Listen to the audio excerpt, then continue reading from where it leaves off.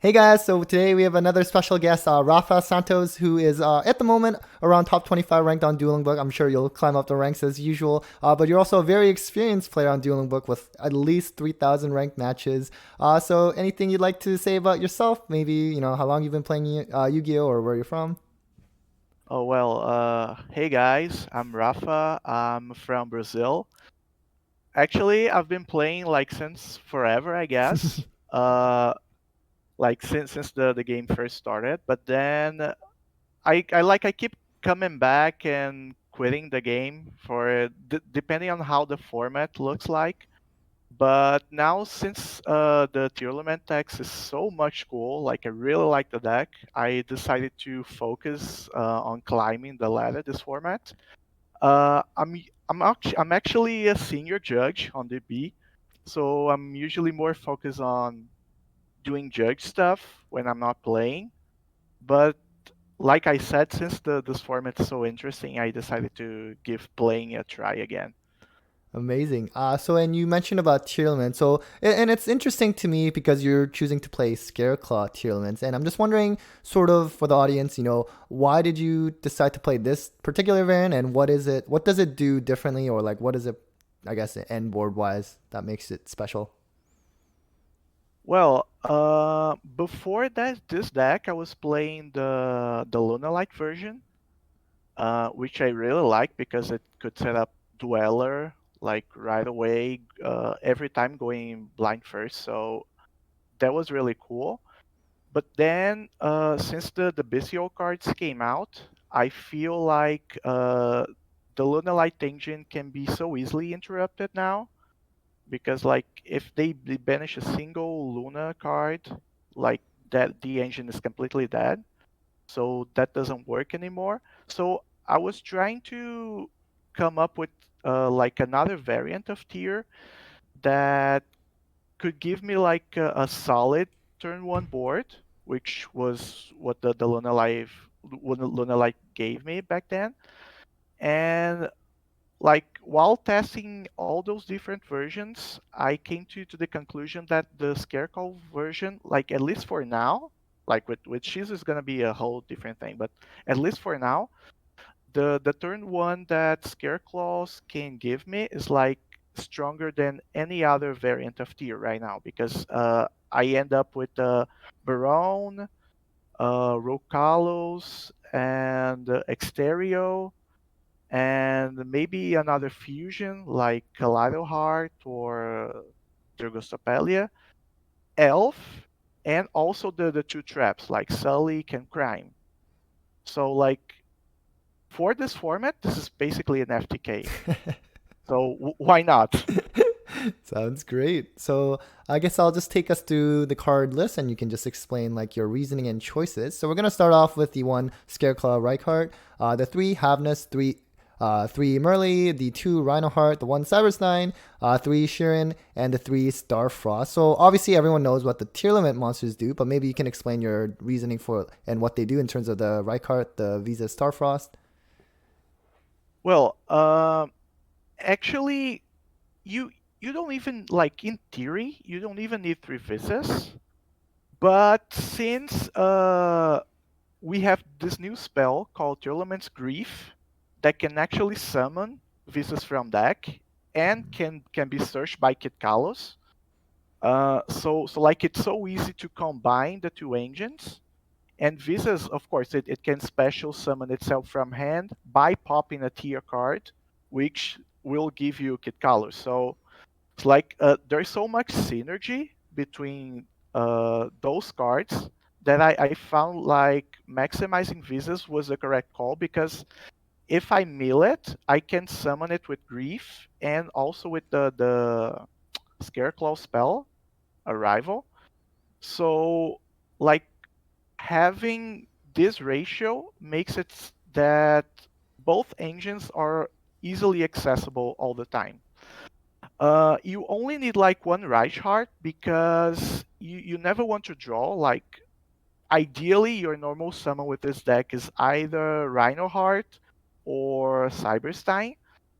So, and since Reichardt is searched by the field spell, Phobia, which can be accessible by vices when you go for the link one. So you only need one Reich Heart. Vices, you only use three because it can help you pop your tier cards, basically. Hmm. Otherwise, you could cut like two of them and just use one. But yeah, this is basically it. If you access either right chart alone or one of the three vices, you already have Barone. So this is before going into your tier engine. So I mean that that means that in order for your opponent to use Bisset cards against you, they would have to use them preemptively on Vice's Frost or on Right Heart and Grave, which is like you don't really care if they do that because it means you probably have either another Vices on field or hand or Right Heart. So you probably can go into Baron like anyways. So if they like waste a Bisted card in your Scareclaw engine, this is perfect for you because it means that you're gonna be able to use all your three tier names and probably still end on Baron. So Right. So now moving on to the spells, we have three Forbidden Droplet, the one Instant Fusion, the two Primal Planet, two. Another two Primal Planet, the field spells. We have the Scarecrow Arrival that you mentioned earlier. It's sort of like a monster reborn. The triple Super Poly, Terraforming, and then we also have the three Grief, three Scream, and the one Heartbeat. So I guess one question for you, and this might be a stupid question. In terms of the two field spells, is there one you prefer to leave on the field than the other? not really. Like usually I tend to use like both in the same turn. Like ideally I like if I open the Primeval Planet, I'm probably gonna replace it by the primitive planet along the combo. But like I guess that if I'm playing against like a trap deck or like a Mystic Mind deck or something like that, I tend to prioritize the Scareclaw field spell because it can keep popping cards every turn. Even if I'm like if there's like a floodgate stopping me from returning monsters to my deck, which like the Pearl Rhino is good. Like it can also pop cards every turn, but only if my engine is going. Like if they have something like a Shadow Imprisoning Mirror or something stopping me from play, I won't be able to use the pop effect. Whereas with the Reichphobia card, I can still keep popping cards every single turn. So I guess that if I'm playing against those like slower decks, I tend to prioritize that one. But otherwise, like each one is fine. And as for the ratios for the new tier spells, how are you liking so far at 3/3 and the one heartbeat? Like Grief is actually like the best card in this entire deck. Like literally, I'm I'm baffled. Like I simply cannot understand. Like even after the like Chris LeBlanc won the YCS using Grief, how people are still not using this card. Like this card is insane. I cannot stress this enough. This card, like, of course, like it tends to be better in my deck because it can help me access the Scareclaw engine by summoning Visas. But even if that wasn't the case, even if I wasn't using this engine, like even if I was playing like pure tier, I guess I would still maximize on this card. This card is like amazing. People are sleeping on this card, like seriously. Uh, and like lately I've been playing on DB, and even after like the YCS, people still are not sure how this card works. Like people keep asking me if I can use it while I have no monsters on the field, which I can, but people seem to be confused about that. Maybe this is why they aren't playing it, but like this card is amazing. Scream, on the other hand, people already realize how good it is. It's common to see people maximizing on it. Uh, like because ideally at the end of the combo you want to end with the two traps. or at least one of them. And sometimes you cannot really search it with Kid Kalos because you need to search a monster to continue comboing. So like Scream is indispensable, I guess, because it like you usually mill like 11 or even more like 11 or 14 cards per turn. So of course you're gonna hit at least one Scream. And even if you don't, like even if you open like Scream in your hand and you have no way of milling another copy, you still make Barone with this deck. So you can pop it with Barone and still search the trap you need, or you can still pop it with Polarino. So like it's a guaranteed crime on your first turn, which is what you aim for because like one of the strongest, if not the strongest cards against tier right now is evenly matched.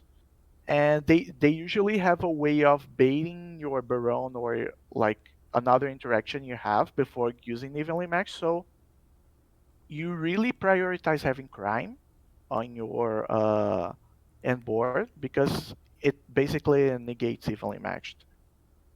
But yeah, but like crime is amazing too. And as for heartbeat, you can see that I have two of them in my side deck as well. Mm. This card is really good. First, because its graveyard effect lets you retrieve one of the traps. So if you happen to mill it alongside another trap, which it's really common to be honest, like it happens a lot, you can like get like the crime or the celiac that you're missing, and the other effect, which is like the reason why I'm running three. It's really good because it's a quick play spell. So you can use it like during the draw phase to get rid of the Flundery's trap card. It gets rid of the runic fountain without destroying, which is really important. And also, if you read it carefully, it says that if you control Vice's Triforce, you can actually target two cards instead of one. Mm. So, like I said, if you're playing against like those more trap oriented decks, you prioritize the Scareclaw engine because it literally destroys those decks. If you just like keep a Vices on the field and the field spell, and after side you're gonna be having like three heartbeat.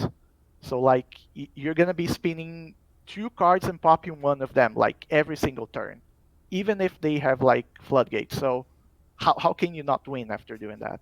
Crime is like, of course, it's a non-negate. So I mean, if you can access it, like why not? But the main point is to prevent evenly match. It's incredibly common right now. Like everybody's using it on the B. Like I was keeping getting sacked by this card over and over again.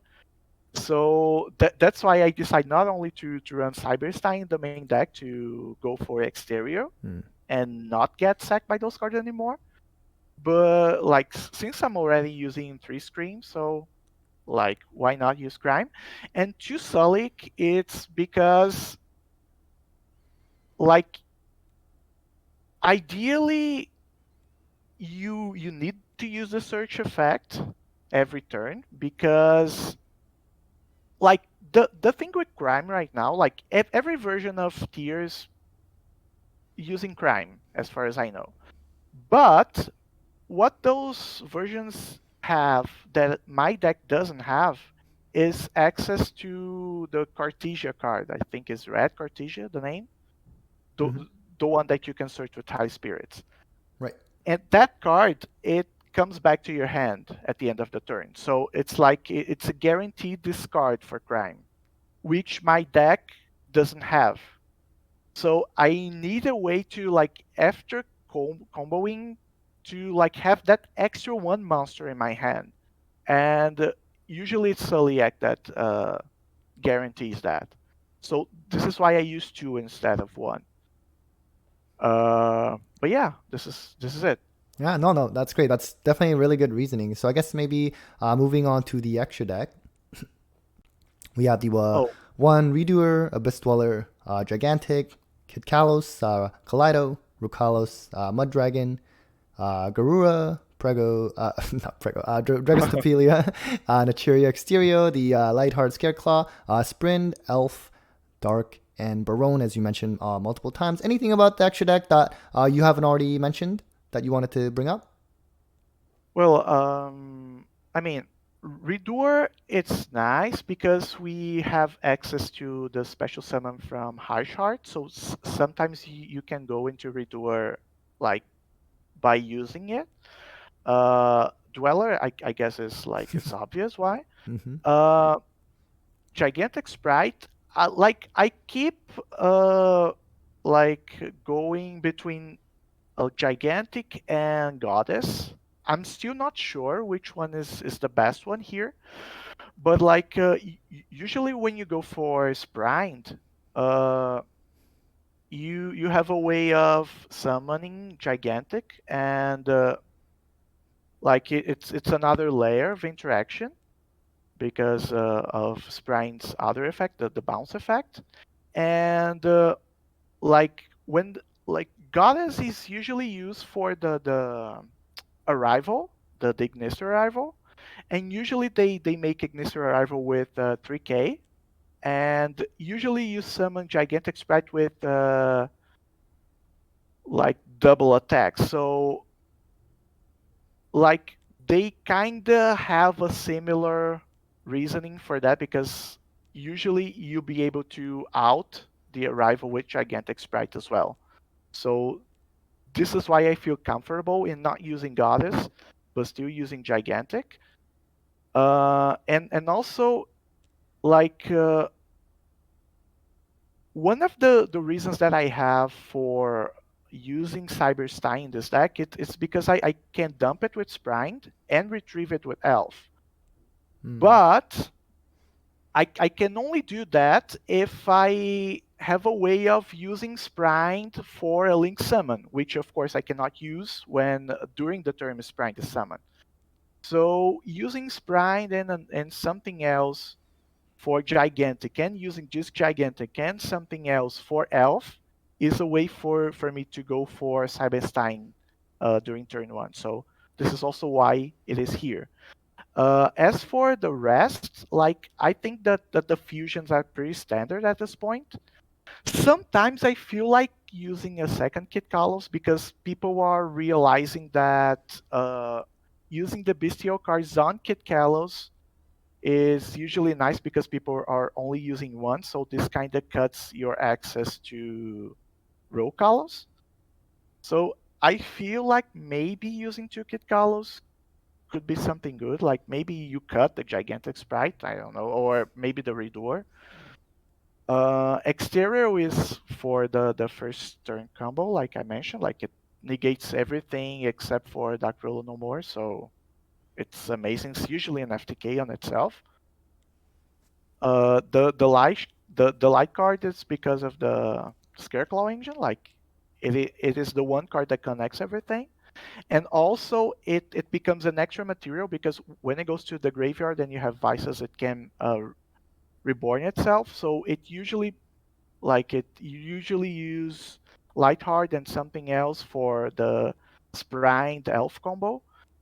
Uh, and like I think that the other things are like pretty self-explanatory. Like Baron is part of your end board.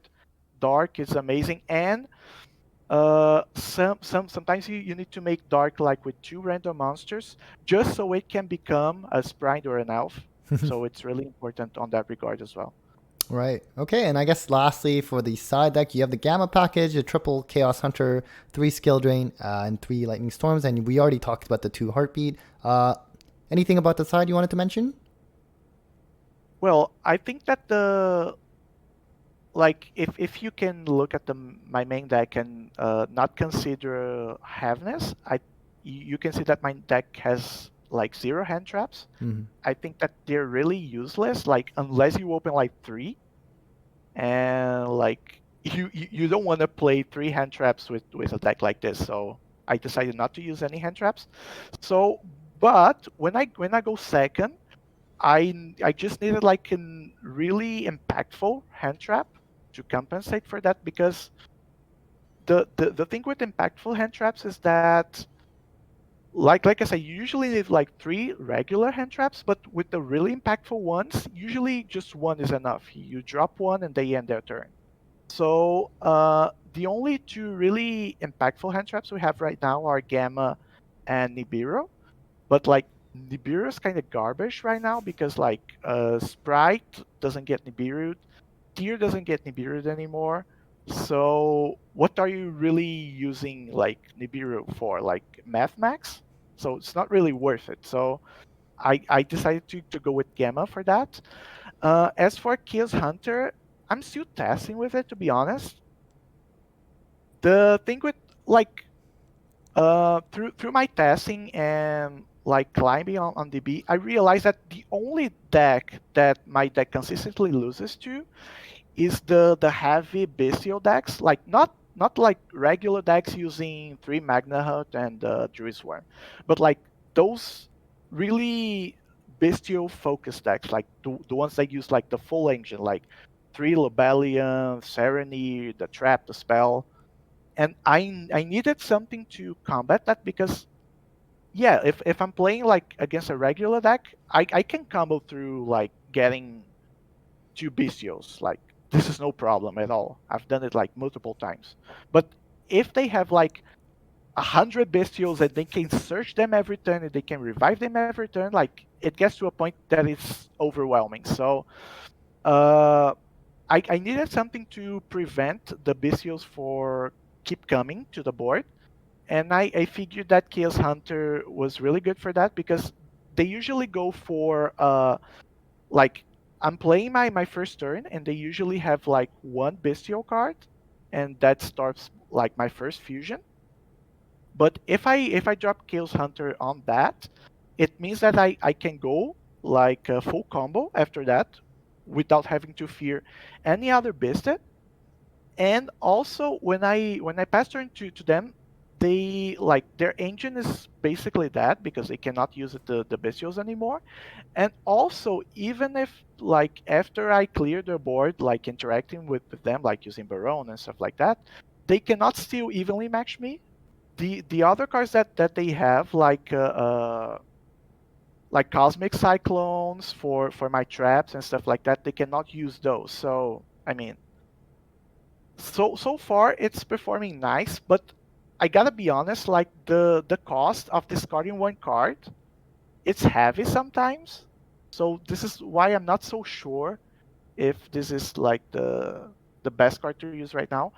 But I guess that it can be like decent against Runic. So I mean, it sounds reasonable enough. So I'm still testing with it. Right? And I think the skill drain and lightning storms are pretty self-explanatory. So thank you so much again for doing the deck profile and taking the time to do this. Any shout outs that you want to mention?